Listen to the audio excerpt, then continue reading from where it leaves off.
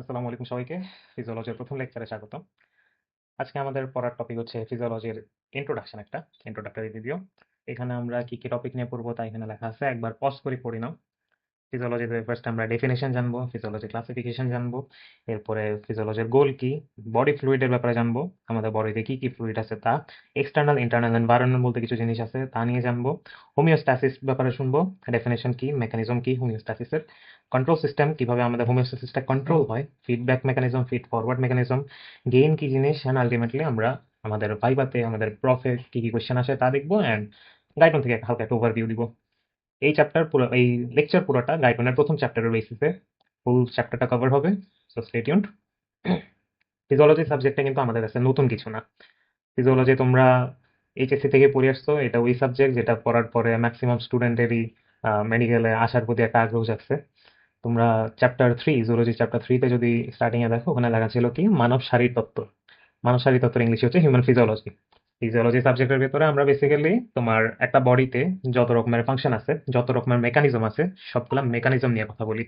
এই মেকানিজমের যা যা এক্সিস্ট করে সবকিছুই ফিজিওলজির আন্ডারে পড়ানো হয়।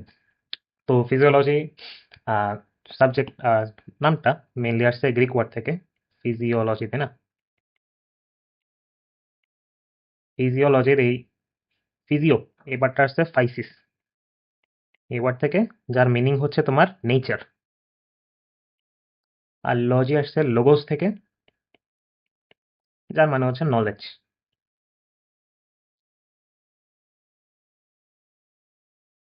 তো বেসিক্যালি আমাদের বডির যেসব ন্যাচারাল সিস্টেম আছে, নেচারে যত রকমের অর্গানিজম আছে, শুধু আমরা না, মানুষ না, আমাদের যত রকমের লিভিং অর্গানিজম আছে, সবগুলা লিভিং অর্গানিজমের ভিতরে যা যা মেকানিজম আছে সবগুলা নিয়ে ফিজিওলজিতে পড়ানো হয়। এই সবগুলার নলেজই ফিজিওলজিতে এক্সিস্ট করে। অ্যান্ড ফিজিওলজির ডেফিনেশন কিন্তু মেডিকেলে শিখতে হবে। মেডিকেল আসছো মানে তোমাকে ডেফিনেশন মুখস্থ করতে হবে। তো অনেক ডেফিনেশন মুখস্থ করতে হবে ফিউচারে। ফিজিওলজিটাও শিখতে হবে। ফিজিওলজি ডেফিনেশন দিয়ে তোমাদের আইটেম, তোমাদের ফার্স্ট যে আইটেম হবে, ওই আইটেমের ফার্স্ট কোয়েশ্চেন হবে ডিফাইন ফিজিওলজি। এই ফিজিওলজি ডেফিনেশনটা এই জন্য একদম ঠোঁটস্থ থাকতে হবে। Physiology is a branch of biology that seeks to explain the function of living organism and their parts, including the physical and chemical mechanism that are responsible for the origin, development and progression of life. এই জিনিসটা শিখবা। এটা meaning কি তোমার, এক তো বললাম physiology হচ্ছে আমাদের বডির সব ধরনের মেকানিজম নিয়ে কাজ করে। শুধু আমরা না, যে কোনো লিভিং অর্গানিজমের। তো এই লিভিং অর্গানিজমের শুধু যে আমরা অ্যাজ এ হোল বডির মেকানিজম তা না, তোমাদের প্রত্যেকটা অর্গান সিস্টেম সবগুলার আলাদা আলাদা মেকানিজম আছে। তোমার ব্রেন একভাবে কাজ করতেছে, তোমার লাং একভাবে কাজ করতেছে, হার্ট একভাবে কাজ করতেছে, লিভারের এক ধরনের মেকানিজম আছে। সো একটা living organism as a whole, সবগুলা অর্গান সিস্টেম যে একসাথে ইন্টিগ্রেট করি আমাদেরকে বাঁচিয়ে রাখতেছে তা, প্লাস প্রত্যেকটা অর্গান সিস্টেমের আলাদা আলাদা mechanism, the function of living organism and তার পার্টস, এই দুইটা জিনিস নিয়ে পড়া হয়। আর আমাদের প্রত্যেকটা বডির ভিতরে ফিজিক্যাল কেমিক্যাল দুই রকমের মেকানিজম এক্সিস্ট করে। ফিজিক্যাল কেমিক্যাল এক্সাম্পল কেমনে দেওয়া যায়? ধরো তুমি একটা রুটি খাইলা সকালবেলা। আমাদের রুটি খাওয়ার পরে কি হবে? একটা রুটি তুমি চাবাইলা, চাবানোর পরে এটা আমাদের ইসোফেগাস দিয়ে নামবে, ইসোফেগাস দিয়ে নামিয়ে আমাদের স্টোমাকে আসবে, স্টোমাক থেকে তারপরে কি আমাদের ইন্টেস্টাইনে যাবে, স্মল ইন্টেস্টাইন, লার্জ ইন্টেস্টাইন, এরপরে যাই রেকটাম দিয়ে পাসে যাবে। তো এই যে তুমি মুখ দিয়ে চাবানোর পর থেকে এই যে তারা পাস করতেছে, এই যে আগাইতেছে, এই আগানোটা কি একটা ফিজিক্যাল মেকানিজম না? এই যে মুখ থেকে ধীরে ধীরে ধীরে ধীরে চলতেছে। তুমি কি এখানে কোনো কাজ করতেছিলা? তুমি কি স্টোমাক থেকে এমনি ঠেলতেছিলা ইন্টেস্টাইনে যাওয়ার জন্য? না, বডির নিজের মেকানিজম দিয়ে কাজ করতেছে। আবার ইন্টেস্টাইনে যাওয়ার পরে যে অনেক ধরনের এনজাইম আসে, তাই না? এনজাইম আসি ওই রুটি একটা কার্বোহাইড্রেট, কার্বোহাইড্রেটকে ডাইজেশনের জন্য বিভিন্ন ধরনের এনজাইম আসবে অ্যান্ড গ্লুকোজ তৈরি করবে। গ্লুকোজ তারপরে এই জিনিসগুলো আমাদের অ্যাবসর্পশন হবে ইন্টেস্টাইন দিয়ে, আমাদের ব্লাডে যাবে। এই যে এই এনজাইম দিয়ে যে ডাইজেশন হইতেছে, এই জিনিসটাকে একটা কেমিক্যাল মেকানিজম। তো আলটিমেটলি আমাদের বডির ফিজিক্যাল কেমিক্যাল দুই রকমের মেকানিজম দিয়ে আমরা পড়ি, that are responsible for the origin, development and progression of life. আমাদের দেহের উৎপত্তি, আমাদের গঠন, আমাদের বৃদ্ধি অ্যান্ড আমাদের জীবন আগায় নেওয়া, এই সব কিছু নিয়ে ফিজিওলজি। হিউম্যান ফিজিওলজির একটা ডেফিনেশন আছে, এটাও শিখতে হবে, এটাও সারা ধরতে পারে। Human physiology is the science of এখানে একটু ইয়া হয়েছে, human physiology is the science that attempts to explain the specific characteristics and mechanism of the human body that makes it a living being. Same কথা, আমাদেরকে বাঁচায় রাখার জন্য যা যা মেকানিজম এক্সিস্ট করে সব। ফিজিওলজি তো শুধু মানুষের ব্যাপার না, এগুলো প্রত্যেকটা লিভিং অর্গানিজমের জিনিস। তো অনেকগুলো ব্রাঞ্চ আছে ফিজিওলজির। যেমন একদম নিচ থেকে যদি শুরু করি, তোমার ব্যাকটেরিয়াল ফিজিওলজি আছে, দেন ভাইরাল ফিজিওলজি আছে, ভাইরাস নিয়ে পড়ালেখা। এরপরে যাই আমাদের প্ল্যান্ট ফিজিওলজি আছে, প্ল্যান্ট নিয়ে পড়ালেখা। ম্যামালিয়ান ফিজিওলজি, ম্যামলস নিয়ে, স্তন্যপায়ী প্রাণী। ভার্টিব্রেট, ইনভার্টিব্রেট আছে, ভার্টিব্রেট ফিজিওলজি, ইনভার্টিব্রেট ফিজিওলজি। দেন আসে আমাদের হিউম্যান ফিজিওলজি, অ্যান্ড আলটিমেটলি আরেকটা হচ্ছে সেলুলার ফিজিওলজি। শুধু যে আমরা লিভিং অর্গানিজম নিয়ে কথা বলতেছি তা না, সেলও তো একটা লিভিং পার্ট, আমাদের কোষ একক, আমাদের দেহের একক। সো সেলুলার ফিজিওলজি একটা আলাদা টপিক আছে। তা আমরা বেসিক্যালি আমাদের হিউম্যান ফিজিওলজির উপরই ফোকাস রাখি আর কি। ফিজিওলজির গোল কি? ফিজিওলজির গোল জিনিসটা আলাদা কিছু না, আমরা গোলটাও একটা তোমাদের ভাইবা কোয়েশ্চেন হয়ে থাকে। তো গোলের ভিতরে আমরা বেসিক্যালি এইভাবে শিখে আসছি যে ডেফিনেশনটাকে আর একটু টানায় পেঁচায় ঢুকে দেবো। তো গোল যখন আসবে তখন এই জিনিসটা লিখতে পারো বা বলতে পারো, সাধারণত এটা রিটেনে আওতা আসে না। The goal of physiology is to explain the function of living organism and their parts including the physical chemical mechanism that are responsible for the origin development and progression of life. Just এখান থেকে the goal of physiology is, তারপরে যাই ডেফিনেশনটা আবার লিখে দিবা। এর সাথে তুমি হিউম্যান ফিজিওলজি ডেফিনেশনটাও অ্যাড করতে পারো। এবার আসি লেভেল অফ অর্গানাইজেশনে। এই জিনিসও কিন্তু তোমরা আগে পড়ছ। আমাদের ফুল বডির একটা ইউনিট কি? বডির একক কোষ। তো কোষ, অনেকগুলা কোষ মিলে তৈরি করে কি? একটা টিস্যু। অনেকগুলা টিস্যু মিলে তৈরি করে একটা অঙ্গ। আর কয়েকটা অঙ্গ মিলে তৈরি করে একটা তন্ত্র। সেম জিনিসই ইংলিশে পড়বো আর কি। ফার্স্টে আসে সেল। অনেকগুলা সেল মিলে তৈরি করে কি? টিস্যু। মাল্টিপল টিস্যু একত্র তৈরি করে একটা অর্গান, অ্যান্ড মাল্টিপল অর্গান মিলে তৈরি করে একটা সিস্টেম বা তন্ত্র। কোষ, এই জিনিসটা আগে পড়ছো। কোষ আমাদের বডির মধ্যে কয়টা আছে? দোকানিতে পড়ছিল হয়তো 100 ট্রিলিয়ন সেল, বাট ওই জিনিসটা ভুলে যাও। আমাদের বডিতে নিউ ডিসকভারি হয়েছে যে আমাদের বডিতে কোষ আছে অ্যারাউন্ড 35 to 40 ট্রিলিয়ন।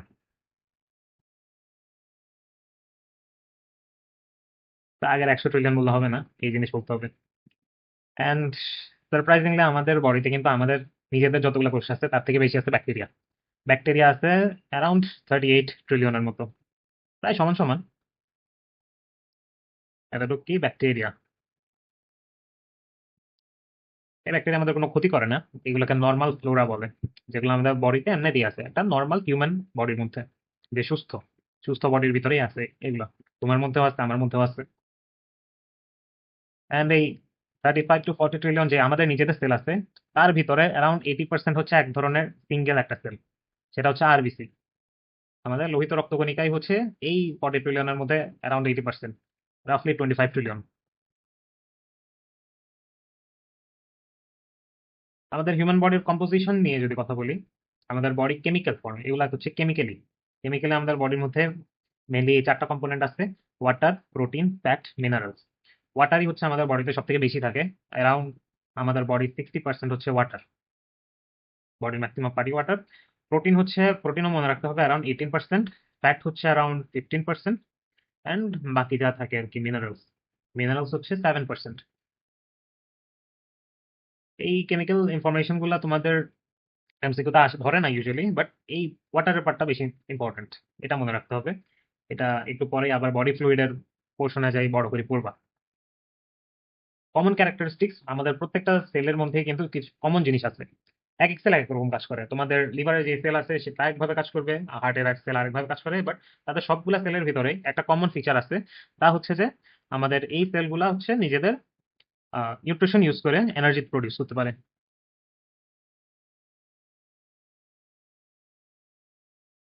বডিতে তারা যেসব নিউট্রিশন আমরা খাবারের মাধ্যমে অথবা বিভিন্ন সোর্সের মাধ্যমে যে পাই থাকি, সেগুলো থেকে তারা অলওয়েজ এনার্জি প্রডিউস করতে পারে।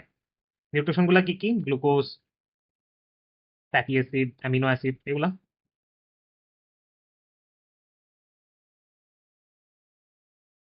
আর এনার্জি কি আমরা তো জানি এটিপি। আর আরেকটা ফিচার হচ্ছে তাদের রিপ্রোডাকশন, রিপ্রোডিউস করার ability. They can reproduce cells of its own type.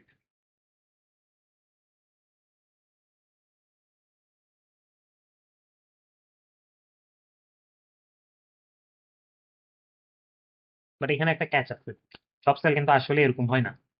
আমাদের এই একটা সেলকে রিপ্রোডিউস করতে পারতেছে কি পারতেছে না তার বেসিসে আবার সেলকে 3টা টাইপে ভাগ করা যায়। এক ধরনের সেলকে বলা হয় ল্যাবাইল সেল। আরেক ধরনের সেল আছে স্টেবল সেল, আরেক ধরনের সেল আছে পার্মানেন্ট সেল। সেল রিপ্রোডিউস কিভাবে করে? মাইটোসিসের মাধ্যমে। মাইটোসিসের মধ্যে তোমরা ইন্টারফেস বলতে একটা ফেজ পড়ছিল না? ইন্টারফেসের ভিতরে কি ছিল? G1 S G2, right? এই G1 থেকে কিছু কিছু সেল খেয়াল আছে G0 ফেজে চলে যায়, যারা আর মাইটোসিস প্রক্রিয়া অংশগ্রহণ করে না। এই G0টা হচ্ছে একটা পার্মানেন্ট ফেজ। তো পার্মানেন্ট সেলগুলো হচ্ছে তোমার পার্মানেন্টলি এই G1 থেকে G0 এ শিফট করে, যার কারণে তারা আর ডিভাইড করে না। এই সেলগুলোর এক্সাম্পল কি? আমাদের বডির স্কেলেটাল মাসল, মাংসপেশি, আমাদের কার্ডিয়াক মাসল, এন্ড আমাদের নিউরন, ব্রেইনের নিউরনস। এই জিনিসগুলো যদি একবার ড্যামেজ হয় তা আর কখনো রিকভার হয় না। পার্মানেন্ট নাম্বারে আছে আমাদের বডির মধ্যে। ল্যাবাইল সেল কি? যেসব সেল আমাদের বডিতে কন্টিনিউয়াসলি ডিভাইড হইতেই আছে। তো ডিভাইড কোনগুলা হয়? যেগুলা বেশি বেশি শেড হয়। ফর এক্সাম্পল আমাদের স্কিন আমি এখানে একটু ঘষা দিলাম, সাথে সাথে কয়েক হাজার সেল কিন্তু এখানেই পড়ে গেছে, শেড হয়ে গেছে। তো এখানে যদি আমি ঘষতে থাকি তাহলে তো একসময় এখানে স্কিনটা সরিয়ে হাড্ডি চলে আসবে। তো তা তো হয় না কেন? কারণ এখানে কন্টিনিউয়াসলি মাইটোসিস হইতে আছে, এখানে নতুন নতুন সেল আসতে আছে, এই পার্টটা ডেভেলপ হইতে আছে। তো এরকম আমাদের স্কিন আছে লেভাল সেল, আমাদের জিআইটি আছে। জিআইটি তে মনে করো জিআইটি মিউকোসা, এখানে যে আমাদের স্টোমাকের ভিতরে যে হাইড্রোক্লোরিক অ্যাসিড আছে, এই হাইড্রোক্লোরিক অ্যাসিড অলওয়েজ কিন্তু জিআইটি মিউকোসাকে ডিস্ট্রয় করার চেষ্টা করতেছে। যদি এটা ডিস্ট্রয় হওয়ার পরে আবার রিজেনারেট না করতো তাহলে কিন্তু ক্ষয় হয়ে যেত। এন্ড আরেকটা জিনিস হতে পারে আমাদের বোন ম্যারো। বোন ম্যারো কি? আমাদের বোনসের ভিতরে থাকে একটা জিনিস, এই জিনিস হিস্টোলজিতে আরো ভালোভাবে পড়বা। বোন ম্যারো থেকে আমাদের যেসব রক্ত, এই লোহিত রক্তকণিকা, শ্বেত রক্তকণিকা, অনুচক্রিকা, এই জিনিসগুলো আসে বোন ম্যারো থেকে। আর ফাইনালি স্টেবল সেল কি? স্টেবল সেল হচ্ছে এমন ধরনের সেল যেগুলা তোমার G1 থেকে G0 যায় ঠিকই, বাট এই G0 থেকে তারা কখনো না কখনো যদি কোনো ধরনের স্টিমুলাস আসে তখন তারা আবার G1 এও শিফট করতে পারে। পার্মানেন্ট সেলটা পার্মানেন্টলি G0 এ বসে গেছে, তারা আর কখনো G0 থেকে G1 এ শিফট হবে না। বাট স্টেবল সেলটা হচ্ছে তোমার যে কোনো টাইমে রিভার্সিবল G0 থেকে G1 এ তারা চলে যেতে পারে। কখন চলে যাবে? যদি বডির ভিতরে অনেক বেশি ওই সেলগুলো ডিস্ট্রাকশন হয়। নর্মালি কিন্তু তোমার লিভারে এত বেশি সেল ডিস্ট্রয় হবে না, তো নরমালি তোমার কিডনিতেও এত বেশি সেল ডিস্ট্রয় হবে না। বাট তোমার বডিতে যদি কোনো ধরনের প্যাথোলজি, কোনো ধরনের রোগ হয় যার কারণে তোমার লিভার অনেক বেশি ড্যামেজ হইতেছে বা তোমার কিডনিতে অনেক বেশি ক্ষয় হইতেছে, তখন যাই তাদের একটু হোশ জাগবে যে ভাই অনেক বেশি তো ড্যামেজ হয়ে যেতেছে, সেল বেশি বেশি মারা যাইতেছে, তাহলে চলো G0 থেকে আবার G1 এ শিফট করা যাক, যেন তাড়াতাড়ি আবার এই সেলগুলোকে রিপ্লেনিশ করা যায়। ল্যাবাইল সেল কখনো G0 এ এন্টারই করে না, তারা সবসময় G1 থেকে ডিরেক্টলি এস, এস থেকে G2, G2 থেকে মাইটোসিস, মাইটোসিস থেকে আবার G1, এই সাইকেলেই থাকে। তারা কখনো G0 এর ধারে কাছে আসে না। G0 এ আসে কারা? Stable cell, permanent cell. Stable সেলটা G0 এ রিভার্সিবলি আসে, মানে তারা G0 থেকে যে কোনো সময় G1 এ শিফট হইতে পারে, আর পার্মানেন্ট সেল একদম পার্মানেন্টলি G0 এ বসে আছে। বডি ফ্লুইডে আসো। বডি ফ্লুইড বলতে কি বুঝো? আমাদের বডিতে যত ধরনের ফ্লুইড আছে, ফ্লুইড কি কি আছে চিন্তা করে দেখো। এক হইতে পারে আমাদের ব্লাড, রক্তের ভিতরে ফ্লুইড আছে, রক্তের ভিতরে অ্যারাউন্ড 55% পানি। এরপরে আসে আমাদের স্কিন, সরি সেল। সেলে কি আমাদের 90% প্রোটোপ্লাজমই হচ্ছে আমাদের পানি, এই জিনিস পড়ছিলা। তো আমাদের এক হইতে পারে তোমার বডি ফ্লুইডের ভিতরে ব্লাড, এক হইতে পারে তোমার সেলের ভিতরে থাকা ফ্লুইড, যেটাকে আমরা বলবো ইন্ট্রা সেলুলার ফ্লুইড।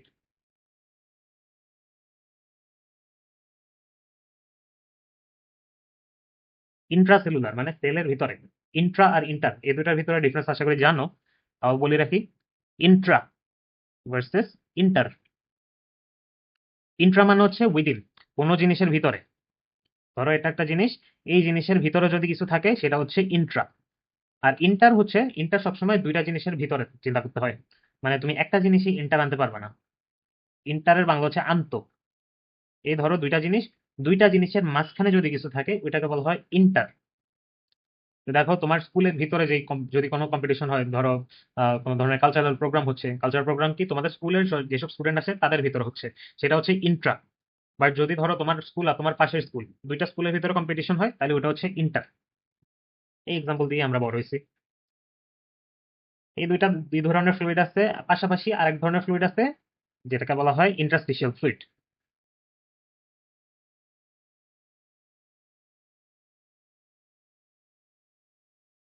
এই চিত্রটা দেখো মোটামুটি ক্লিয়ার হবে। এটা হচ্ছে একটা ব্লাড ভেসেল। এই ব্লাড ভেসেলের ভিতরে থাকে কি ব্লাডের যেই পানি অংশটা, ওয়াটার পোর্শনটাকে বলা হয় প্লাজমা। এটা হচ্ছে সেল, এই দুটো হচ্ছে সেল। সেলের ভিতরে যে পানিগুলা থাকবে সেটাকে বলা হবে কি ইন্ট্রাসেলুলার ফ্লুইড। আর ব্লাড ভেসেলের বাইরে, সেলের বাইরে যেই এরিয়াটা থাকে ওই এরিয়ার ভিতরেও কিন্তু পানি থাকে, ওই জিনিসটাকে বলা হয় ইন্টারস্টিশিয়াল ফ্লুইড। এই ছবিতেও সেম জিনিসই দেখানো হচ্ছে, ব্লাড ভেসেলের ভিতরে আছে প্লাজমা, আর ইন্ট্রাসেলুলার ফ্লুইড হচ্ছে আমাদের সেলের মধ্যে, আর ইন্টারস্টিশিয়াল ফ্লুইড হচ্ছে এই সেলের বাইরে, সেলের আশেপাশে। এই সেলের আশেপাশে কিন্তু যে ইন্টারস্টিশিয়াল ফ্লুইড গুলা থাকে, এই ইন্টারস্টিশিয়াল ফ্লুইডের ভিতরেই কিন্তু সেলটা ভাসতেছে অলওয়েজ। সেল কিন্তু মনে করো আমাদের রক্তের ভিতরে কি থাকে, অক্সিজেন থাকে, সরি আরবিসি থাকে। আরবিসির মাধ্যমে কিন্তু অক্সিজেন ক্যারি করে লাংস থেকে, তারপরে কি লেফট ভেন্ট্রিকল আসতো, হার্টে আসতো, হার্ট থেকে তারপর আমাদের পুরা বডিতে ব্লাড সাপ্লাই হতো। ব্লাড সাপ্লাইয়ের পরে আমাদের এই ব্লাডটা এখানে আসি, অক্সিজেন গুলাকে প্রত্যেকটা সেলে নিয়ে যেত, তাই না? এই সেলে নিয়ে যাওয়ার আগে তাকে ইন্টারস্টিশিয়াল ফ্লুইডে আসতে হবে। ইন্টারস্টিশিয়াল ফ্লুইডে আসি তারা অক্সিজেনটা আরবিসির সাথে রাখে। এরপরে ইন্টারস্টিশিয়াল ফ্লুইড থেকে একটা সেল তার যা কিছু দরকার সবকিছু পায়, ডিরেক্ট ব্লাড থেকে কিন্তু পায় না। তারে সবসময় সেলের ভিতরে কিছু পাঠানোর জন্য ইন্টারস্টিশিয়াল ফ্লুইডটা ক্রস করতে হয়। এখন সেলের পার্সপেক্টিভ থেকে চিন্তা করো, সেলের পার্সপেক্টিভ থেকে কিন্তু অলওয়েজ সেল তার ইন্টারস্টিশিয়াল ফ্লুইড থেকেই সবকিছু পাইতেছে, রাইট? তো তার কাছে কি মনে হবে, তারে যা দেওয়া হইতেছে, তারে অক্সিজেন দেওয়া হোক, তারে কোনো ধরনের নিউট্রিশন দেওয়া হোক, গ্লুকোজ বা ফ্যাট বা অ্যামিনো অ্যাসিড, যাই দেওয়া হোক না কেন, তার কিন্তু মনে হচ্ছে তার ইন্টারস্টিশিয়াল ফ্লুইড থেকে সে সবকিছু পাইতেছে। তো এই ইন্টারস্টিশিয়াল ফ্লুইডটা এই সেলগুলোর জন্য একটা ঘরের মতো হয়ে গেল না, তার জন্য একটা বাসা, রাইট? ইন্টারস্টিশিয়াল ফ্লুইডেই সে থাকতেছে, ইন্টারস্টিশিয়াল ফ্লুইড থেকেই সে সব ধরনের সুযোগ সুবিধা পাইতেছে। সেলের ভিতরে যদি কোনো কার্বন ডাইঅক্সাইড জেনারেট হয়, সেলের ভিতরে যদি কোনো ওয়েস্ট প্রোডাক্ট জেনারেট হয়, সবকিছু সে ইন্টারস্টিশিয়াল ফ্লুইডেই ছাড়িয়ে দিতেছে। ইন্টারস্টিশিয়াল ফ্লুইড থেকে কিন্তু পরে আবার রক্তের ভিতরে জিনিসগুলো যায়। তো ওই জিনিস তো আর সেলের মাথা ব্যথা না, সেল কি দেখতেছে যে তার আশেপাশে ইন্টারস্টিশিয়াল ফ্লুইডের ভিতরেই সে সবকিছু সারাই ফেলতে পারতেছে, যা দরকার সে পাচ্ছেও, যা দরকার নাই সে ওখানে ছাড়িয়ে দিচ্ছে। তো ইন্টারস্টিশিয়াল ফ্লুইডটা হচ্ছে একটা সেলের কাছে তার ঘরের মতো। এই ঘরটাকে বলা হয় তোমার ইন্টারনাল এনভায়রনমেন্ট। এই জিনিসে একটু পরে আমি ডিটেইলে যাব। ইন্টারস্টিশিয়াল ফ্লুইড এই জিনিসটা হচ্ছে একটা সেলের কাছে তার ইন্টারনাল এনভায়রনমেন্টের মতো।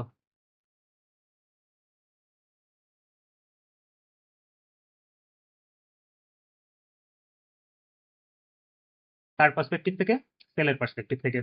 এখন ইন্টারনাল এনভায়রনমেন্ট বলতে যদি কিছু থাকে, অবভিয়াসলি এক্সটার্নাল এনভায়রনমেন্টও আছে। আমার জন্য যদি এই ঘরটা আমার ইন্টারনাল এনভায়রনমেন্ট হয়, তাহলে এক্সটার্নাল কি, আমার ঘরের দরজা খুলবো, ঘরের বাইরে সবকিছু এক্সটার্নাল এনভায়রনমেন্ট। যদি সেলের জন্য যদি আমাদের বডি ফ্লুইড গুলো হয় ইন্টারনাল এনভায়রনমেন্ট, তাহলে বডির বাইরে যে কোনো কিছু হচ্ছে এক্সটার্নাল এনভায়রনমেন্ট। বডি ফ্লুইডকে দুইটা ব্রড হেডিং এ ভাগ করা হয়। একটা হচ্ছে তোমার সেলের মধ্যে যা যা আছে তা হচ্ছে ইন্ট্রাসেলুলার ফ্লুইড, আর একটা হচ্ছে সেলের বাইরে যা যা এক্সিস্ট করে তা হচ্ছে এক্সট্রাসেলুলার ফ্লুইড। একটু আগে দিয়ে আমরা জানছি যে তিনটা জিনিস পড়ছিলাম, তার ভিতরে দুইটা কি ছিল? এক ছিল ব্লাডের ভিতরে যে ফ্লুইড পোর্শন থাকে তাকে বলা হয় প্লাজমা, আর এক ছিল ইন্টারস্টিশিয়াল ফ্লুইড।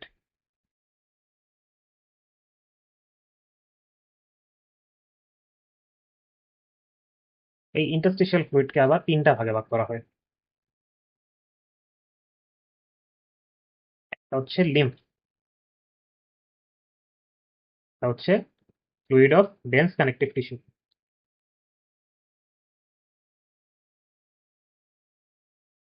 আরেকটাকে বলা হয় ট্রান্সসেলুলার ফ্লুইড।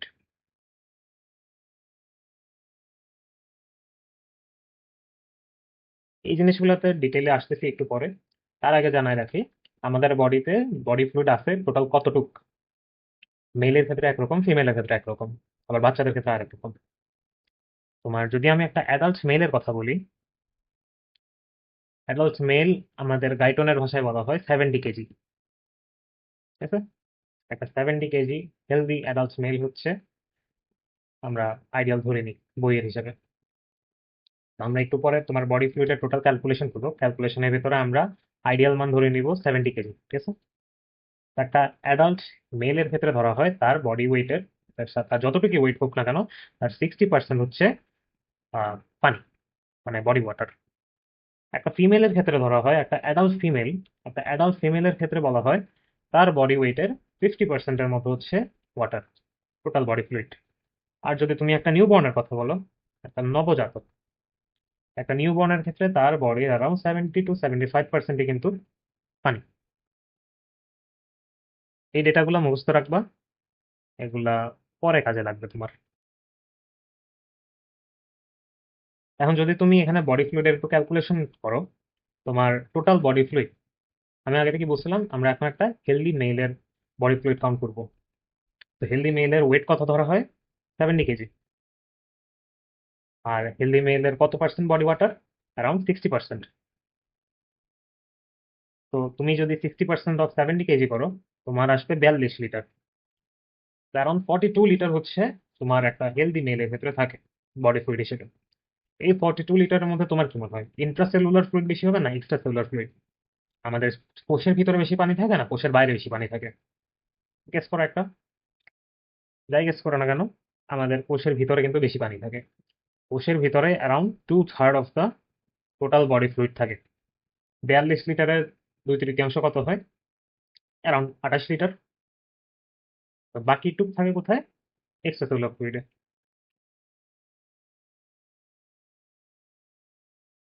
1/3 থাকে আমাদের এক্সট্রা সেলুলার ফ্লুইডে, অ্যারাউন্ড 14 লিটার। ইন্টারসেলুলার ফ্লুইড নিয়ে আমরা এখন আর অত বেশি কথা বলবো না, আমরা এক্সট্রা সেলুলার ফ্লুইডে যাই। এক্সট্রা সেলুলার ফ্লুইডে আবার দুই ভাগে ভাগ করা হয়, প্লাজমা এবং ইন্টারস্টিশিয়াল ফ্লুইড। তো এই যে 14 লিটার, এই 14 লিটারের 1/4 হচ্ছে প্লাজমা, রাফলি 3 লিটার। আর বাকিটুকু হচ্ছে ইন্টারস্টিশিয়াল ফ্লুইড, 3/4।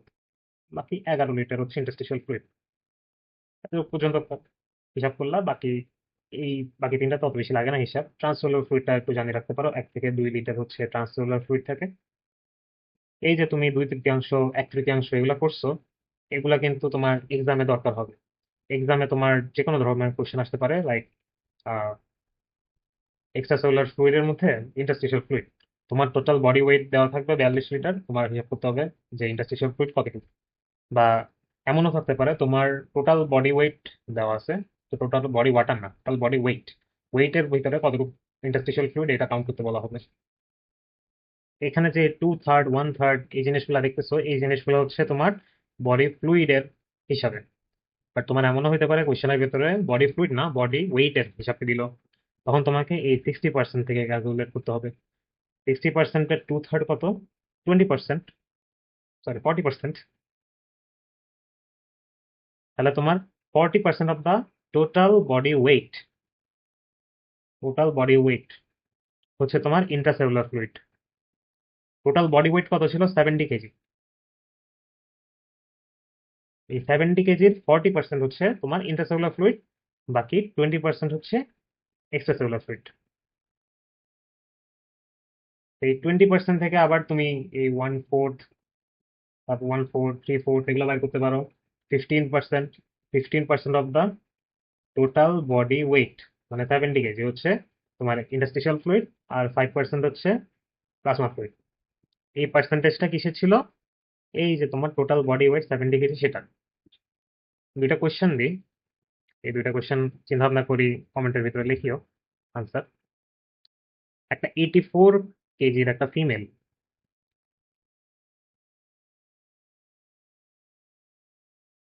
তার ইন্টারস্টিশিয়াল ফ্লুইড কতটুকু?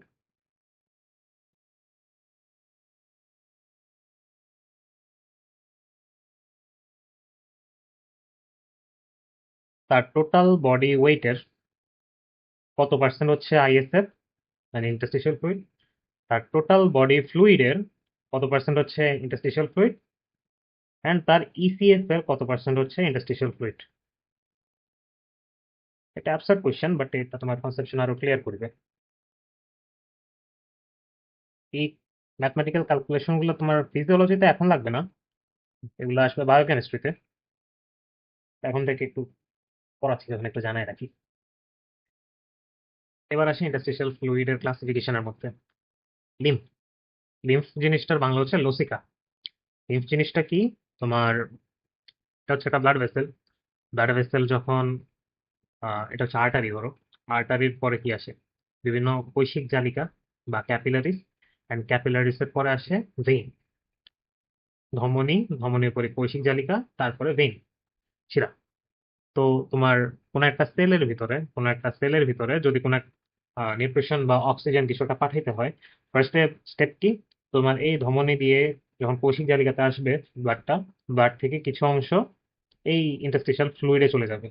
ইন্টারস্টিশিয়াল ফ্লুইডে আমাদের কিছু প্লাজমা যাবে গা, অ্যান্ড এই প্লাজমার ভিতরে থাকবে তোমার নিউট্রিশন অথবা অক্সিজেন। ওই জিনিসটা তোমার সেলের ভিতরে যাবে, অ্যান্ড আবার এখান থেকে ওই ফ্লুইড গুলো আবার ব্যাক করবে কোশিক জালিকাতে, অ্যান্ড আবার ভেন দিয়ে পার হয়ে যাবে। তো তোমার ব্লাড ভেসেল থেকে কিছু জিনিস বাইর হইতে হবে, কিছু ফ্লুইড বাইর হইতে হবে, এবং আবার সেই ফ্লুইড গুলো ফিরে যাবে। কিন্তু কথা হইলো সব ফ্লুইড কিন্তু ফিরতে পারে না। ধরে নাও তোমার 10 ml ফ্লুইড বাইর হয়েছিল এই কোশিক জালিকা দিয়ে, কিন্তু ফিরে যাবে 9 ml। বাকি 1 ml কই যাবে? এই 1 ml কি এখানে জমতে থাকবে? এরকম করে জমতে জমতে তো তাইলে আমাদের ব্লাড ভেসেল আর ফ্লুইডই থাকবে না, ধীরে ধীরে সবগুলাই আমাদের সেলের বাইরে চলে যাবে। তো ডেফিনেটলি এগুলাকে আবার ব্লাড ভেসেলে সামহাও ফিরতে হবে। তো এই সামহাও কিভাবে ফিরবে সেটার জন্য একটা ডিফারেন্ট একটা সিস্টেম আছে। এই ব্লাড ভেসেল যেমন একটা ভাস্কুলার সিস্টেম, সংবহন তন্ত্র, এরকম আরেকটা তন্ত্র আছে, সেটাকে বলা হয় লসিকা তন্ত্র। এখানে দেখো এই ছবির মধ্যে, এটা হচ্ছে আর্টারিওল বা ধমনী, এটা হচ্ছে ভেনিউল বা শিরা। এই দুইটার মাঝখানে এই লাইনগুলো হচ্ছে কোশিক জালিকা। কোশিক জালিকা থেকে বিভিন্ন ফ্লুইড বের হয়েছিল, সেগুলা কিছু কিছু ঢুকছে, কিছু কিছু ঢুকে নাই, কিছু কিছু রয়ে গেছে। যেগুলা রয়ে গেছে সেগুলা এই লিম্ফেটিক ভেসেলস, এই লসিকা নালীর মাধ্যমে তোমার এই লসিকাতে প্রবেশ করছে, লসিকা নালীতে প্রবেশ করছে। অ্যান্ড যে লসিকা নালী এটা ধীরে ধীরে তোমার আবার যাই একটা ভেইনে যাই এন্টার করবে। এখানে যদি দেখো, এই এখান থেকে বিভিন্ন সেলের আশেপাশের ফ্লুইড গুলা ধীরে ধীরে এই লসিকা নালীর ভিতরে প্রবেশ করে, এন্ড পরে যে এটা এখানে একটা শিরার ভিতর দিয়ে আসি অ্যাটাচ করে। তো যেসব ফ্লুইড গুলো এই লসিকা দিয়ে যায় সেগুলো কিন্তু আমাদের ইন্টারস্টিশিয়াল ফ্লুইডেরই অংশ। ডেন্স কানেকটিভ টিস্যু কি? ডেন্স কানেকটিভ টিস্যুর ভিতরে এক্সাম্পল আছে তোমাদের টেন্ডন, লিগামেন্ট, এগুলা। এই দুইটা জিনিসই তোমরা চিনো, বাকিগুলা বললেও বুঝবা না। পরে অ্যানাটমি পড়ার সময় আস্তে আস্তে জানবা। ফাসা, ক্যাপসুল। ক্যাপসুল তো জানো, একটা জয়েন্টের চার সাইডে সারাউন্ডিং এর যেই ক্যাপসুলার মেমব্রেনটা থাকে ওই জিনিসটা। এরপরে যাই ডার্মিস। এগুলো হচ্ছে তোমার ডেন্স কানেকটিভ টিস্যু, এটার ভিতরে ফ্লুইড থাকে, সেটাও ইন্টারস্টিশিয়াল ফ্লুইডের অংশ। ট্রান্সসেলুলার ফ্লুইড কি জিনিস, এটার জন্য একটু আলাদা করে আসি।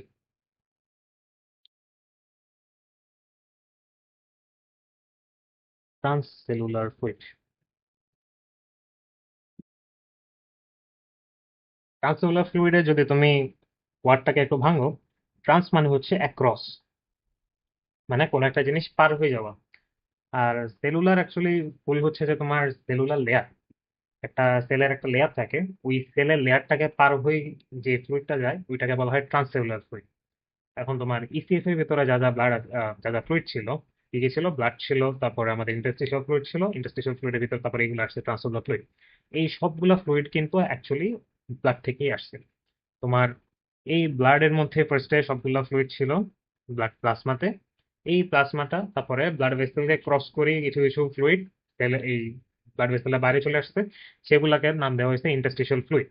এবার এই ইন্টারস্টিশিয়াল ফ্লুইড থেকে কিছু কিছু ফ্লুইড তোমার একটা স্পেশাল একটা এপিথেলিয়াল লেয়ারকে ক্রস করে যখন পার হয়ে যায় and একটা জায়গায় জমে, ওই সেলগুলা ওই ফ্লুইড গুলাকে বলা হয় ট্রান্সসেলুলার ফ্লুইড। তোমার একটা স্পেশাল এপিথেলিয়াল লেয়ার থাকে, আমি একটু পরে বলতেছি কি কি লেয়ার আছে। এই স্পেশাল এপিথেলিয়াল লেয়ারে যখন এই মনে করে এগুলা ইন্টারস্টিশিয়াল ফ্লুইড, ইন্টারস্টিশিয়াল ফ্লুইড থেকে যখন এই লেয়ারটা ক্রস করে একবার এই একটা স্পেশাল এপিথেলিয়াল লেয়ারের একটা ক্যাভিটির ভিতরে চলে আসে, এই ভিতরের ফ্লুইড গুলা আর কখনো এই ইন্টারস্টিশিয়াল ফ্লুইডের সাথে কানেক্ট করে না, তখন তারা এই ক্যাভিটির ভিতরেই থাকে। তো এই স্পেশাল ফ্লুইড যেগুলো তোমার ইন্টারস্টিশিয়াল ফ্লুইড থেকে ক্রস করি একটা এপিথেলিয়াল লেয়ারকে ক্রস করি যখন একটা ক্যাভিটির ভিতরে জমে, সেগুলোকে বলা হয় ট্রান্সসেলুলার ফ্লুইড। তো ট্রান্সসেলুলার ফ্লুইডে তুমি যদি ডেফিনেশন দিতে যাও তাহলে হবে যে the fluid that are separated from the interstitial fluid via an epithelial layer. Fluid that are separated, একটু মুছিয়ে দিই এটা,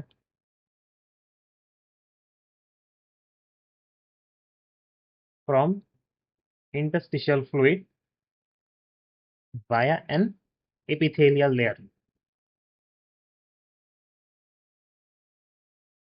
ট্রান্সসেলুলার ফ্লুইডের এক্সাম্পল নিয়ে যদি বলি, অনেক রকমের এক্সাম্পল আছে। আহ এটা কি? হার্ট। হার্টের বাইরে কি থাকে?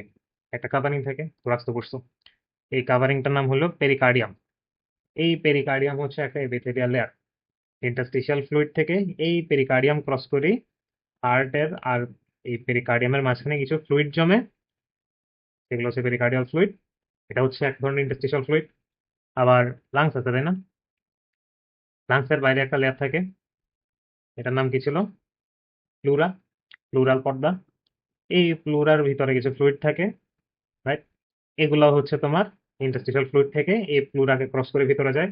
এইগুলো এক ধরনের ট্রান্সসেলুলার ফ্লুইড। তো তুমি যদি এইসব ফ্লুইডের এক্সাম্পল দাও, যে pericardial fluid, peritoneal fluid, plural fluid, এরপরে আরো বলা যায় সিএসএফ। সিএসএফ কোথায় থাকে? তোমার মেনিনজেসের একটা লেয়ার, সাব অ্যারাকনয়েড স্পেসে থাকে। এরপরে আছে Intra ocular fluid. Intraocular fluid কোথায় থাকে? চোখের ভিতরে। চোখের ভিতরে অ্যাকুয়াস হিউমার, ভিট্রিয়াস হিউমার, শুনছো তো? ওগুলো হচ্ছে ইন্ট্রাঅকুলার ফ্লুইড। এরপরে যায় তোমার ইউরিন। ইউরিনও কিন্তু তোমার ট্রান্সসেলুলার ফ্লুইডেরই একটা পার্ট। ইউরিন বলো, সোয়েট বলো, এগুলো হচ্ছে ট্রান্সসেলুলার ফ্লুইডের একটা পার্ট। এগুলার ট্রান্সসেলুলার ফ্লুইডের মেইন মেকানিজম হইলো, মানে মেইন ফাংশন হচ্ছে তোমার যেই অর্গানকে তারা সারাউন্ড করে রাখতেছে, হার্ট বলো, লাং বলো, তারপরে সিএসএফ হচ্ছে ব্রেইনকে সারাউন্ড করে রাখতেছে, এই অর্গানগুলোকে তারা প্রোটেকশন দেয়, একটা কাভারিং এর মতো, একটা কুশনিং একটা ইফেক্ট দেয়। একটা ভাইবা কোয়েশ্চেন আসে যে কেন ফিমেলের থেকে মেলের ভিতরে বডি ওয়েট বেশি। ফিমেলের ভিতরে কতটুকু ছিল? 50% of the total body weight, আর মেলের মধ্যে ছিল 60% of the total body weight.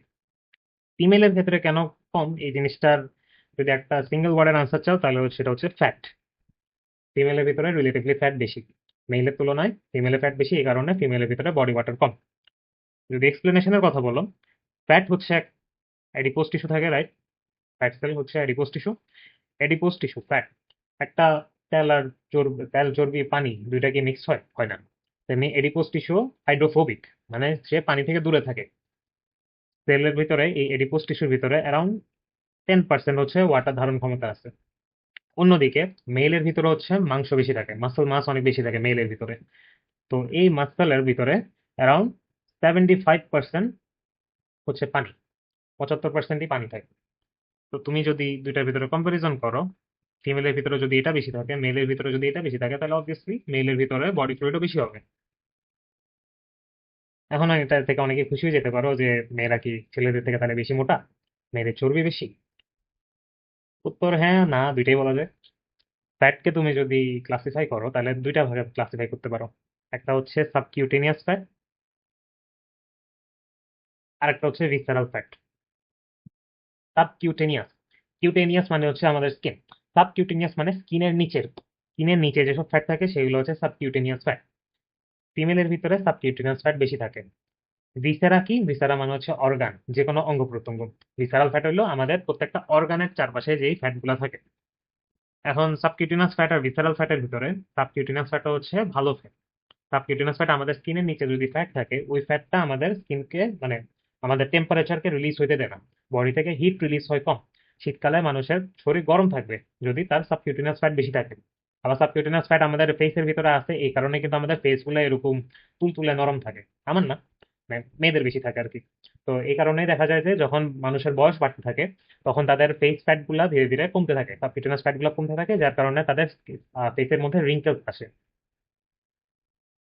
R visceral ফ্যাটের কথা যদি বলি, ভিসেরাল ফ্যাটটা হচ্ছে ফিমেলের তুলনায় মেলে বেশি থাকে। এই ভিসেরাল ফ্যাট কিন্তু ক্ষতিকারক, আমাদের বডির জন্য ক্ষতিকারক। অনেক রকম কারণ আছে, ওই কারণগুলো আপাতত ডিটেল না যাই, এন্ডোক্রাইন রিলেটেড অনেক কথা আছে, তখন জানাবো এই জিনিসগুলা। ভিসেরাল ফ্যাটের কারণে কিন্তু আমাদের হাইপার টেনশন, ডায়াবেটিস, স্ট্রোক, এসব জিনিস ঝুঁকি বাড়ে। এই কারণে আহ, যদিও ফিমেলের ভিতরে ফ্যাট বেশি, সেটা কিন্তু সাবকিউটিনাস ফ্যাট, যেটা ভালো ফ্যাট সেটা বেশি থাকে। আর মেলের ভিতরে কিন্তু ফিমেলের থেকে ভিসেরাল ফ্যাট মানে খারাপ ফ্যাটটা বেশি থাকে। তো যদি ভাইবা কোশ্চেনে এটা জিজ্ঞেস করে যে ফিমেলে কেন বডি ওয়াটার মেলের তুলনায় কম, তাহলে জাস্ট এতটুকু এক্সপ্লেন করিও যে ফিমেলের ভিতরে এডিপোজ টিস্যু বেশি থাকে, যার ভিতরে 10% হচ্ছে পানি থাকে, আর মেলের হচ্ছে স্কেলেটাল মাসল বেশি থাকে, যার মধ্যে 75% হচ্ছে পানি। এই কারণে রিলেটিভলি মেল থেকে ফিমেলের ভিতরে বডি ওয়াটার কম। আর একটা ইন্টারেস্টিং ফ্যাক্ট জানানো যায়, সেটা হচ্ছে তোমার নিওনেটের ভিতরে, যে বলছিলাম যে অ্যারাউন্ড 72, তাদের 75%ই হচ্ছিল বডি ফ্লুইড, তাই না? নিওনেট নিওনেটের একটা মজার জিনিস হচ্ছে তাদের ভিতরে কিন্তু ইসিএফ এর পরিমাণ আইসিএফ এর তুলনায় বেশি থাকে। ECF is much more than ICF. আমাদের অ্যাডাল্টের ভিতরে কি আইসিএফ বেশি থাকে ইসিএফ থেকে, বাট তাদের ভিতরে কিন্তু ইসিএফ বেশি থাকে। ধীরে ধীরে আস্তে আস্তে জন্মানোর পরে অ্যারাউন্ড 4 মান্থের সময় তাদের ইসিএফটা ধীরে ধীরে কমতে থাকে অ্যান্ড আইসিএফ এর সমান হয়ে যায়। 4 মাসের পরে আস্তে করে আইসিএফটা বাড়ি যায়। এই জিনিসের উপর একটা সুন্দর গ্রাফিক্যাল রিপ্রেজেন্টেশন আছে। এখানে আমাদের এক্স অ্যাক্সিসে দেখানো হচ্ছে আমাদের এইচ, আর ওয়াই অ্যাক্সিসে দেখানো হচ্ছে আমাদের বডি ওয়েটের কত পার্সেন্ট হচ্ছে বডি ফ্লুইড। তো এই পয়েন্টটা হচ্ছে তোমার জন্ম। জন্মের আগে যদি দেখো তুমি, তাহলে দেখো তোমার বডির অ্যারাউন্ড 90 to 95% হচ্ছে তোমার ফ্লুইড। এরপরে এটা আস্তে আস্তে কমতে থাকে অ্যান্ড যখন তুমি মাত্র জন্মাও তখন এটা অ্যারাউন্ড 80%-এর দিকে থাকে। 80% of the total body wait is আমাদের ফ্লুইড থাকে। এরপরে ধীরে ধীরে এটা কমতেই থাকে কমতেই থাকে কমতেই থাকে অ্যান্ড কমতেই থাকে। এখানে দেখবা 12 বছরের সময় যাই আস্তে করে দুইটা ভাগে ভাগ হইতেছে। একটা ভাগ একটু উপরে, একটা ভাগ একটু নিচে। উপরে হচ্ছে মেল, নিচে হচ্ছে ফিমেল। তো এই যে দেখতেছো 12 বছর বয়স, এই এজে কিন্তু আমাদের বয়ঃসন্ধিকাল হয়, তাই না? তো বয়ঃসন্ধিকালের টাইম থেকে কিন্তু ধীরে ধীরে ফিমেলের ভিতরে সাবকিউটেনিয়াস ফ্যাটটা বাড়তে থাকে। এই কারণেই এই বয়ঃসন্ধিকালের পরপরই দেখবা ফিমেল আর মেলের ভিতরে একটা ডিফারেন্স চলে আসে তাদের বডি ওয়েট আর টোটাল বডি ওয়াটারের উপরে। তার আগ পর্যন্ত কিন্তু তাদের দুইজনেই সেম থাকে, মেল ফিমেল দুইটার কিন্তু বডি ওয়েট পার্সেন্টেজ আগে সেম থাকে। বয়ঃসন্ধিকালের পরে আফটার অ্যাডolescence তার পর্যায়ে তাদের ভিতরে ডিফারেন্স আসে। যদি তুমি ইসিএফ এর কথা বলো, ইসিএফ দেখো, আইসিএফ দেখো। জন্মের আগে কিন্তু ইসিএফটা আইসিএফ এর তুলনায় অনেক বেশি থাকে। আস্তে যোগ করি জন্মানোর পরে অ্যারাউন্ড এই টাইমে আসি, এটা হচ্ছে অ্যারাউন্ড 6 মাসের আগে, 4 মান্থ। 4 মান্থের সময় যায় তোমার ইসিএফ আর আইসিএফ সমান সমান হয়ে যায় আমাদের বডির মধ্যে। এরপরে ইসিএফ ধীরে ধীরে বাড়তে থাকে, আইসিএফ ধীরে ধীরে কমতে থাকে। সরি, আইসিএফ ধীরে ধীরে বাড়তে থাকে, ইসিএফ ধীরে ধীরে কমতে থাকে। অ্যান্ড এগেইন আফটার পিউবার্টি এটা ধীরে ধীরে আমাদের মেলের ভিতরে ডমিনেন্ট হয় আর ফিমেলের ভিতরে একটু কমে যায় সাবকিউটেনিয়াস ফ্যাটের কারণে। এবার আসি composition of the body fluid নিয়ে। বডি ফ্লুইডের ভিতরে কি শুধু পানি থাকে? না, আরো অনেক কিছু থাকে। কি কি থাকে? শুরুতে তো পানি থাকে, এরপরে থাকে তোমার বিভিন্ন আয়নস। আয়নের মধ্যে কি কি থাকে? যেমন sodium ion, potassium ion, chloride ion, bicarbonate ion. এরকম বিভিন্ন পজিটিভ নেগেটিভ আয়নে ভরপুর। সোডিয়াম, পটাশিয়াম, ম্যাগনেসিয়াম, ক্যালসিয়াম, তারপরে নেগেটিভের ভিতরে ক্লোরাইড আছে, বাইকার্বনেট আছে। এরকম বিভিন্ন ধরনের আয়ন আছে। এরপরে আছে তোমার বিভিন্ন নিউট্রিয়েন্টস। নিউট্রিয়েন্টস এর মধ্যে আছে যেমন গ্লুকোজ আছে, অ্যামিনো অ্যাসিড আছে, ফ্যাটি অ্যাসিড আছে। এরপরে থাকে বিভিন্ন গ্যাস। লাংসের মাধ্যমে অক্সিজেন আমাদের ব্লাডে আসবে, ব্লাড থেকে ইন্টারস্টিশিয়াল ফ্লুইড, ইন্টারস্টিশিয়াল ফ্লুইড থেকে সেল। তো অক্সিজেন সেলে যাওয়ার জন্য এই প্রত্যেকটা ফ্লুইডের ভিতর দিয়ে গেল। এবার অক্সিজেন সেলের ভিতরে দেওয়ার পরে, ডোনেট করার পরে সেলে কি তৈরি করবে? Carbon dioxide. কার্বন ডাইঅক্সাইড গুলো আবার সে ফেরত আসবে না সেম ফ্লুইড ধরে। তো কার্বন ডাইঅক্সাইডও থাকবে আমাদের বডি ফ্লুইডের ভিতরে। তো বডি ফ্লুইডের কম্পোজিশন মেইনলি এই জিনিসগুলো। এখন এই জিনিসগুলো কিন্তু সব জায়গায় সম পরিমাণে নাই। তোমার শুরুতে যখন আমি এখানে বলছিলাম যে বডি ফ্লুইডকে আমরা দুইটা ব্রড ক্যাটাগরিতে ভাগ করি, ইন্ট্রাসেলুলার ফ্লুইড আর এক্সট্রাসেলুলার ফ্লুইড। এই ব্রড ক্যাটাগরাইজেশনটা আমরা কেন করছিলাম? এখানে তো আমি যে শুরুতে যে তোমাকে blood, intracellular fluid, interstitial fluid এই তিনটা জিনিসে রাখতে পারতাম। কেন আমরা এই দুইটা ক্যাটাগরিতে ভাগ করছি? তার কারণ হইলো আমাদের বডি ফ্লুইডের কম্পোজিশন। আমাদের বডি ফ্লুইডের কম্পোজিশন তুমি যদি দেখো, এই এক্সট্রাসেলুলার ফ্লুইডের আন্ডারে যা যা আছে তাদের কম্পোজিশন প্রায় সিমিলার। প্লাজমা যেমন, ইন্টারস্টিশিয়াল ফ্লুইডেও প্রায় সিমিলার জিনিস আছে, অল্প একটু কম বেশি থাকবে, অল্প কয়েকটা কম্পোজিশনে একটু পার্থক্য থাকবে। বাট ইন্ট্রাসেলুলার ফ্লুইড আর এক্সট্রাসেলুলার ফ্লুইড, এদের দুইজনের ভিতরে যে কম্পোজিশন, এটার ভিতরে কিন্তু আকাশ পাতাল তফাৎ থাকে। এদের একটার ভিতরে যদি কোনো একটা, ফর এক্সাম্পল যদি ক্যালসিয়ামের কথা বলি, ক্যালসিয়াম কিন্তু এক্সট্রাসেলুলার ফ্লুইডের ভিতরে বেশি থাকে। ওই ক্যালসিয়াম কিন্তু ইন্ট্রাসেলুলার ফ্লুইডে 1000 গুণ কম থাকে। ইন্ট্রাসেলুলার ফ্লুইডে যদি পটাশিয়াম বেশি থাকে, এক্সট্রাসেলুলার ফ্লুইডে পটাশিয়াম কম থাকে।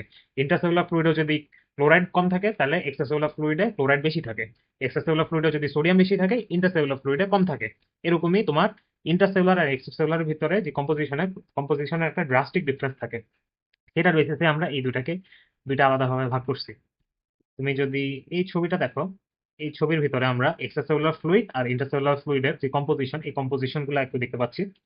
ইন্টারসেলুলার ফ্লুইডের ভিতরে দেখো, এই লেফট সাইডে হচ্ছে তোমার পজিটিভ আয়ন গুলো দেখানো হয়েছে, রাইট সাইডে হচ্ছে নেগেটিভ আয়ন গুলো দেখানো হয়েছে, সবগুলোর ক্ষেত্রেই সেম। এই ইন্ট্রাসেলুলার ফ্লুইডের ভিতরে পটাশিয়াম আয়ন দেখো কত ম্যাসিভ, অনেক বেশি আছে পটাশিয়াম আয়ন ইন্ট্রাসেলুলার ফ্লুইডের ভিতরে। বাট এক্সট্রাসেলুলার ফ্লুইড গুলাতে দেখো পটাশিয়ামের পরিমাণ অনেক কম। আবার দেখো পটাশিয়ামের বদলে সোডিয়ামটা কিন্তু এক্সট্রাসেলুলার ফ্লুইডে মানে প্লাজমাতে আর ইন্টারস্টিশিয়াল ফ্লুইডের ভিতরে সোডিয়াম অনেক বেশি, বাট এখানে ইন্টারসেলুলার ফ্লুইডের ভিতরে সোডিয়াম দেখো অনেক কম। আবার যদি তুমি দেখো অ্যানায়ন দেখো, অ্যানায়নের ভিতরে কিন্তু এক্সট্রাসেলুলার ফ্লুইডের ভিতরে ক্লোরাইডের মাত্রা সব থেকে বেশি, বাট এখানে দেখো ক্লোরাইড কিন্তু কম। ক্লোরাইডের তুলনায় এখানে ফসফেট, তারপরে বিভিন্ন মিসেলিনিয়াস আয়ন এগুলা, মিসেলিনিয়াস অ্যানায়ন এগুলা বেশি। আবার যদি একটা স্ট্রাইকিং ডিফারেন্স বলি, সেটা হচ্ছে তোমার ইন্টারসেলুলার ফ্লুইড দেখো, ইন্টারসেলুলার ফ্লুইড আমাদের সেলের ভিতরে ফ্লুইড, তাই না? সেলের ভিতরে কিন্তু তোমার এই রেপ্লিকেশন, ট্রান্সক্রিপশন, ট্রান্সলেশন এসব হইতো। তো ট্রান্সলেশনের মাধ্যমে কি তৈরি হয়? প্রোটিন, তাই না? এই প্রোটিন গুলা কিন্তু অ্যানায়ন। খেয়াল আছে প্রোটিনের ইয়াতে পড়ছিলাম, আহ অর্গানিক কেমিস্ট্রিতে ছিল না, ফিজিক্যাল কেমিস্ট্রিতে ছিল আই গেস। প্রোটিন কি একটা অ্যানায়ন। তো এই প্রোটিন কিন্তু আমাদের ইন্টারসেলুলার ফ্লুইডের ভিতরে অনেক হাই।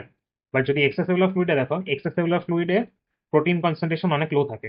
আবার এটা শুধু প্লাজমার ভিতরে থাকে, ইন্টারস্টিশিয়াল ফ্লুইডে কিন্তু প্রোটিন থাকে না। তুমি যদি প্লাজমা আর ইন্টারস্টিশিয়াল ফ্লুইডের ভিতরে ডিফারেন্স দেখো, তখন দেখবা যে অনেক মাইনিউট কিছু চেঞ্জ আছে। তার ভিতরে সব থেকে প্রমিনেন্ট চেঞ্জ হচ্ছে প্রোটিন। আমাদের প্লাজমার ভিতরে থাকে বিভিন্ন প্লাজমা প্রোটিন, অ্যালবুমিন, গ্লোবিউলিন, এইসব বিভিন্ন প্রোটিন থাকে। এই প্রোটিনগুলোর সাইজ কিন্তু অনেক বড় থাকে। এই বড় সাইজের কারণে এরা যে প্লাজমা থেকে ব্লাড ভেসেলের যে মেমব্রেন আছে, মেমব্রেন ক্রস করি আর ইন্টারস্টিশিয়াল স্পেসে যাইতে পারে না। এই কারণে তোমার প্লাজমার ভিতরে দেখবা প্রোটিন আছে, বাট ইন্টারস্টিশিয়াল ফ্লুইডের ভিতরে প্রোটিন নাই। আমাদের প্লাজমা থেকে যেসব ব্লাড ভেসেলের মেমব্রেন আছে, মেমব্রেন ক্রস করেই যে ফ্লুইডগুলো বাইর হয় ওগুলাই কিন্তু ইন্টারস্টিশিয়াল ফ্লুইড তৈরি করে। যেহেতু প্রোটিনটা তার ম্যাসিভ সাইজের কারণে বাইর হইতে পারতেছে না, এই কারণে ইন্টারস্টিশিয়াল ফ্লুইডে কিন্তু কোনো প্রোটিন নাই। আবার এখান থেকে আরেকটা কনসেপ্টে আমি আসি, সেটা হচ্ছে তোমার electro neutrality of the body fluid. Electro neutrality মানে কি? মানে তার কোনো পজিটিভ নেগেটিভ কোনো চার্জ থাকবে না। আমাদের বডির ভিতরে কিন্তু ফ্লুইড, প্রত্যেকটা ফ্লুইডের কিন্তু সেটা তুমি ইন্টারস্টিশিয়াল ফ্লুইড বলো বা তুমি এক্সট্রাসেলুলার ফ্লুইড, ইন্ট্রাসেলুলার ফ্লুইড বলো, সবগুলাইতেই কিন্তু পজিটিভ আয়ন যেমন আছে, নেগেটিভ আয়নও আছে। এখন তুমি যদি তোমার আহ, দুইটা কোনো ভোল্টমিটার দিয়ে মাপার চেষ্টা করো, তাহলে দেখবা যে আমাদের বডি ফ্লুইড সবগুলো হচ্ছে ইলেকট্রো নিউট্রাল। তার মানে কি আমাদের বডির ভিতরে যতগুলা পজিটিভ আয়ন আছে, ঠিক ততগুলাই নেগেটিভ আয়ন আছে। আমাদের পজিটিভ আর নেগেটিভ সবকিছু কিন্তু ব্যালেন্স করা। এই কারণে দেখবা তোমার এখানে ধরো প্রোটিন বেশি, তাই না? এখানে প্রোটিন বেশি, এখানে প্রোটিন নাই। তো এখানে যে প্রোটিন নাই এটাকে কম্পেনসেট করার জন্য তোমার ক্লোরাইডটা এখানে বেশি হয়েছে। তো প্লাজমা থেকে দেখবা ইন্টারস্টিশিয়াল ফ্লুইডে ক্লোরাইডের কনসেন্ট্রেশন একটু হাই। আবার এখানে যতগুলা নেগেটিভ আয়ন আছে ঠিক ততগুলাই পজিটিভ আয়ন আছে। এখানে যতগুলা নেগেটিভ আয়ন ঠিক ততগুলাই পজিটিভ আয়ন। এখানে যতগুলা নেগেটিভ আয়ন ততটাই পজিটিভ আয়ন। সব জায়গায় কিন্তু সেটা তুমি প্লাজমা বলো, ইন্টারস্টিশিয়াল ফ্লুইড বলো, ইন্ট্রাসেলুলার ফ্লুইড বলো, সব জায়গায় কিন্তু তারা ইলেকট্রিক্যালি নিউট্রাল থাকে। যদি আমি ডিফারেন্সের কথা বলি, ইসিএফ আর আইসিএফ, ইসিএফ এ কোনটা বেশি থাকে, আইসিএফ এ কোনটা বেশি থাকে? ইসিএফ এর ভিতরে সোডিয়ামের কনসেন্ট্রেশন অনেক হাই থাকে, ইসিএফ এর ভিতরে ক্লোরাইডের কনসেন্ট্রেশন অনেক হাই থাকে, ইসিএফ এর ভিতরে ক্যালসিয়ামের কনসেন্ট্রেশন অনেক হাই থাকে, ইসিএফ এর মধ্যে বাইকার্বনেট আয়নের কনসেন্ট্রেশন অনেক হাই থাকে। এগুলো হচ্ছে ইসিএফ এর ভিতরে অনেক বেশি থাকে। আইসিএফ এর ভিতরে কি কি আইসিএফ এর ভিতরে কি কি বেশি থাকে? আইসিএফ এর ভিতরে পটাশিয়াম আয়ন অনেক হাই থাকে সোডিয়াম আয়নের বদলে। আইসিএফ এর ভিতরে ফসফেট আয়ন অনেক বেশি থাকে। আইসিএফ এর ভিতরে ম্যাগনেসিয়াম আয়ন অনেক বেশি থাকে। আইসিএফ এর ভিতরে প্রোটিন অনেক বেশি থাকে। এই ক্যালসিয়াম জিনিসটা তুমি একটু বেশি এমফাসাইজ করবা কেন? কারণ ক্যালসিয়াম কিন্তু আমাদের ইসিএফ থেকে আইসিএফ এর ভিতরে 1000 গুণের ডিফারেন্স থাকে। বাকিগুলা কিন্তু এত বেশি ডিফারেন্স নাই। ধরো ইসিএফ এর ভিতরে সোডিয়াম থাকে 140 আর মিলিমোল পার লিটার। আর এখানে ইসিএফ এর ভিতরে সোডিয়াম থাকে 140, এখানে আইসিএফ এর ভিতরে সোডিয়াম আছে, আইসিএফ এর ভিতরে সোডিয়াম একটু কম থাকে, 14 মিলিমোল পার লিটার। তো ডিফারেন্স কত হইলো? 10 গুণ। ইসিএফ এর ভিতরে আইসিএফ থেকে 10 গুণ বেশি থাকে সোডিয়াম। বাট তুমি যদি ক্যালসিয়ামের কথা বলো, ক্যালসিয়াম কিন্তু ইসিএফ এর ভিতরে আইসিএফ এর তুলনায় 1000 গুণ বেশি থাকে। এটা কিন্তু অনেক ম্যাসিভ একটা অ্যামাউন্ট। এই কারণে এই জিনিসটাতে একটু বেশি এমফাসাইজ করবা। রাইটনে একটা চার্ট দেওয়া আছে, আহ, এই এই চার্টটা, এই চার্টটা কিন্তু হচ্ছে তোমার এতক্ষণ ধরে যা যা পড়ছো তার ভিতরে সব থেকে হাই ইল টপিক। এই চার্টটা তোমাকে একদমই ছোটস্থ করে রাখতে হবে, একদম গিলি ফেলো। জাস্ট পজ করো অ্যান্ড গিলি ফেলো এই চার্টটা। এই চার্টের ভিতরে তোমার সবকিছু লাগবে না। তোমার এই নর্মাল ভ্যালুটা লাগবে না, তোমার এই অ্যাপ্রক্সিমেট শর্ট টার্ম নন লিথাল লিমিট এটা লাগবে না। তোমার দরকার কি, কি কি কনস্টিটুয়েন্ট, কি কি নর্মাল রেঞ্জ, আর কি ইউনিট। আমাদের বডিতে কিন্তু কোনো কিছু একদম ফিক্সড অ্যামাউন্টে থাকে না। তোমার যদি আমি অক্সিজেনের কথা বলি, অক্সিজেন কিন্তু কখনোই এই 40-এ ফিক্স থাকে না। অক্সিজেন সবসময় রেঞ্জের ভিতরে থাকবে, সোডিয়াম সবসময় রেঞ্জের ভিতরে থাকবে। Each and everything always in a range. কখনো তারা ফিক্স কোনো অ্যামাউন্টে থাকে না। সো এই কারণে আমরা এই নর্মাল ভ্যালুটা শিখবো না, আমরা সবসময় রেঞ্জটা শিখবো। টিচাররাও তোমাকে রেঞ্জ ধরবে, টিচাররা নর্মাল ভ্যালু এভাবে ডিরেক্টলি জিজ্ঞেস করবে না। সব টিচারই তোমাকে রেঞ্জ জিজ্ঞেস করবে, এন্ড এই চারটা তোমার যতগুলা স্টার দেওয়া যায় ততগুলা কম হয়। এতটা ইম্পর্টেন্ট এই জিনিসটা। এই জিনিসটা তোমাকে first year, second year, third year, fourth year সামনে অনেকবার ধরবে এই জিনিসটা। সাডেনলি তোমার টিচার জিজ্ঞেস করবে যে পটাশিয়ামের ইপিএফ এর ভ্যালু কত, বলতে হবে। তো এই জিনিসটা ভালোভাবে শিখে রাখো যে অক্সিজেন, কার্বন ডাইঅক্সাইড এগুলো অত ইম্পর্টেন্ট না। ইম্পর্টেন্ট হচ্ছে mainly sodium, potassium, calcium, chloride, বাইকার্বনেটও ইম্পর্টেন্ট, গ্লুকোজ ইম্পর্টেন্ট। এগুলো ইম্পর্টেন্ট, মোটামুটি সবই ইম্পর্টেন্ট অ্যাকচুয়ালি। অ্যান্ড এই জিনিসগুলো ইউনিটে কখনো ভুল করবে না। তোমার গ্যাসের ইউনিট কি? চাপ। চাপের একক কি? মিলিমিটার পারদ চাপ। তারপরে বিভিন্ন আয়নস, রাইট? আয়নের একক কি? Millimole per litre. যতগুলো আয়ন আছে সবগুলাই হচ্ছে মিলিমোল পার লিটার। গ্লুকোজের একক হচ্ছে মিলিগ্রাম পার ডেসিলিটার। এটা খেয়াল রাখবা, এই গ্লুকোজেরও মিলিমোল পার লিটারে ঢুকাই দিও না। বডি টেম্পারেচার হচ্ছে আমাদের ফারেনহাইট, সেলসিয়াস দুইটাই দেওয়া আছে। অ্যান্ড অ্যাসিড বেস, এই জিনিসটা তো পিএইচ অ্যাকচুয়ালি, আমাদের ভিনাস ব্লাডের পিএইচ 7.3 টু 7.5। এই চারটা ভালোভাবে মুখস্থ করে নিবা, পজ করো, কয়েকবার পড়ো, ভালোভাবে শিখে নাও। আর আরেকটা জিনিস বলতে হয় যে বায়োকেমিস্ট্রিতেও কিন্তু এইরকম একটা চার্ট পড়বা তুমি, বাট প্রবলেম ইজ বায়োকেমিস্ট্রির ডেটা অনেক সময় আমাদের ফিজিওলজি ডেটা থেকে ডিফার করে। বিভিন্ন জায়গায় দেখবা তোমার ক্লোরাইডের আয়নের হয়তো রেঞ্জটা একটু ডিফারেন্ট দেওয়া আছে, গ্লুকোজের রেঞ্জ ডিফারেন্ট দেওয়া আছে, পটাশিয়ামের রেঞ্জ একটু ডিফারেন্ট দেওয়া আছে। তো তোমাকে কিন্তু দুইটাই অ্যাকচুয়ালি সাইমultaneously শিখতে হবে।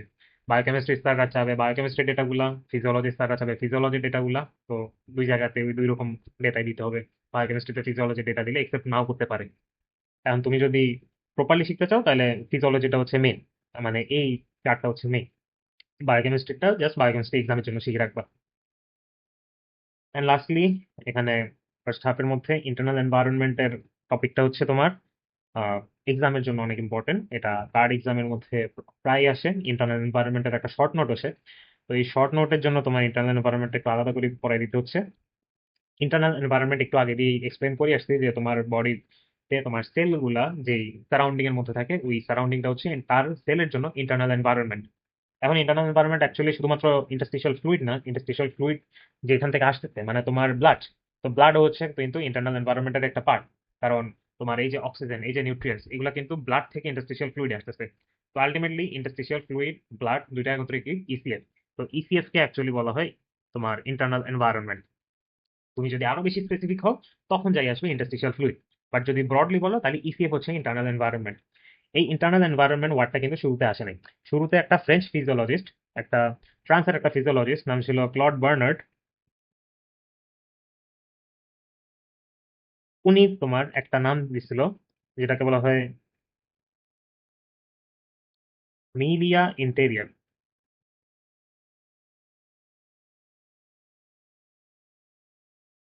তো ওনার দেওয়া এই মিলিয়া ইন্টেরিয়রটাকে পরে ইংলিশে কনভার্ট করে ইন্টারনাল এনভায়রনমেন্ট বানানো হয়েছে। দুইটা মিনিং কিন্তু সেম। তো ইন্টারনাল এনভায়রনমেন্ট জিনিসটা কি? আমাদের সেলগুলা যেই সারাউন্ডিং এর ভিতরে থাকে, অ্যান্ড ওই সারাউন্ডিং থেকে তারা যে বিভিন্ন নিউট্রিশন, বিভিন্ন গ্যাস অ্যান্ড বাঁচি থাকার জন্য সব ধরনের সুবিধা পাইতেছে। অ্যান্ড তারা যেই ওয়েস্ট প্রোডাক্ট গুলা তৈরি করতেছে, ওই ওয়েস্ট প্রোডাক্ট গুলাও ওই ইন্টারনাল এনভায়রনমেন্টে ছাড়তেছে, ওখান থেকে রিমুভাল হচ্ছে। তো সেলের বাঁচি থাকার জন্য সবসময় এই ইন্টারনাল এনভায়রনমেন্টটা কিন্তু স্টেবল থাকতে হবে। It needs to be stable. Stable মানে কি? এই যে এখানে তুমি চার্ট করলা, ইসিএফ এর ভিতরে কনসেন্ট্রেশন, ইসিএফ তো ইন্টারনাল এনভায়রনমেন্ট, এদের এই যেসব কনস্টিটুয়েন্টস গুলো আছে, কনস্টিটুয়েন্ট গুলোকে সবসময় এই নর্মাল রেঞ্জের ভিতরে থাকতে হবে। এই নর্মাল রেঞ্জের ভিতরে থাকলে তখনই তারা স্টেবল বলা হবে। যখন অক্সিজেন, কার্বন ডাইঅক্সাইড এগুলা এই নর্মাল রেঞ্জের ভিতরে থাকবে, তখনই কিন্তু সেল তার অপটিমাম ফাংশনে থাকতে পারবে। যদি এগুলা রেঞ্জ থেকে ডিটোরিয়েট করে, তখন যাই সেলের ইম্পেয়ারমেন্ট হবে। এই দেখো এখানে যে অ্যাপ্রক্সিমেট শর্ট টার্ম নন লিথাল লিমিটটা দেওয়া হয়েছিল, এই জিনিসটার মানে কি? তোমার এই নর্মাল রেঞ্জ থেকে ডিটোরিয়েট করি যদি এই 10 to 1000 এটা থেকেও, এটার ভিতরে থাকে অ্যাটলিস্ট, তাও সেলের ফাংশন কমবে বাট সেল মরবে না। বাট যদি এখান থেকে বেশি অথবা এখান থেকেও কমে যায় কোনো একটা ডেটা, তখন যাই সেলের জন্য এটা একটা লিথাল জিনিস হয়ে যাবে, সেল মারা যাবে।